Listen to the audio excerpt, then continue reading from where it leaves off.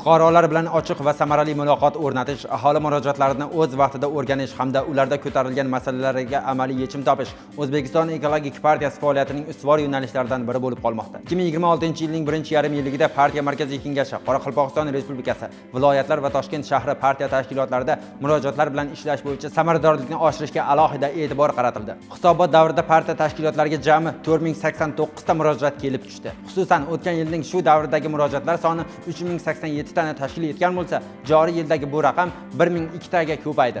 Kelib tushgan murojaatlarning 63 tasi yozma, 146 tasi elektron, 3877 tasi og'zaki shaklda bo'ldi. Bu har bir murojaatda bildirilgan taklif va muammolarni o'rganish maqsadida joylarda keng qamrovli o'rganishlar va ekologik reydlar tashkil etildi. Natijada hisobot davrida 1632 ta ekologik reyd o'tkazildi.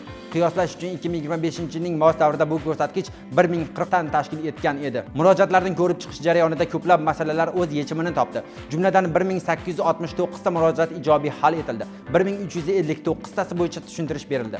389 tasi hozirda ijro jarayonida, 462 tasi esa nazoratga olingan. Bu ko'rsatkichlar partiya tashkilotlarining aholi murojaatlariga nafaqat e'tibor qaratilayotganligi, balki ularning amaliy yechimi uchun tizimli choralar ko'rilayotganligini ko'rsatadi. Ta'kidlash joizki, 2025-yilning mos davrida ijobiy hal etilgan murojaatlar soni 322 tani tashkil etgan. Murojaatlarning mazmun mohiyatini tahlili shuni ko'rsatadiki, ular asosan ekologik xavfsizlik va atrof muhofazasi bilan bog'liq dolzarb masalalarni qamrab olgan. Jumladan 357 ta murojaat o'simlik dunyosi, xususan daraxtlar muhofazasiga, 506 tasi ichimlik, tomorqa va oqova suv masalalariga, 505 tasi chiqindilar va chiqindi poligonlariga, 291 tasi esa atmosfera havosi holatiga, 485 tasi yovvoyi va xonaki jonivorlarga, 1945 tasi esa boshqa ekologik yo'nalishlarga taalluqli bo'ldi. Partiya tashkilotlari tomonidan amalga oshirilgan jamoatchilik nazorati tadbirlari ham aholi manfaatlarini himoya qilish, qonun ustuvorligini ta'minlash va ekologik muammolarni barvaqt aniqlashda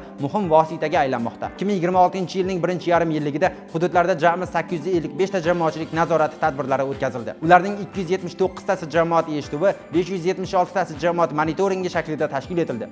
Ushbu tadbirlar orqali hududlardagi mavjud muammolar o'rganilib, ularni bartaraf etish bo'yicha tegishli chora va tavsiyalar ishlab chiqildi. Bugun partiya faoliyatida murojaatlar bilan ishlash va jamoatchilik nazorati bir-birini to'ldiruvchi muhim mexanizm sifatida namoyon bo'lmoqda. Chunki har bir murojaat bu fuqaroning ovozi, har bir nazorat tadbiri esa bu ana shu ovozga amaliy javob berish yo'lidir. Hisobot davri natijalari partiyaning aholi bilan yaqin muloqot o'rnatish, ekologik muammolarga yechim topish va jamoatchilik manfaatlarini himoya qilish borasidagi ishlari izchil davom etayotganligini ko'rsatmoqda.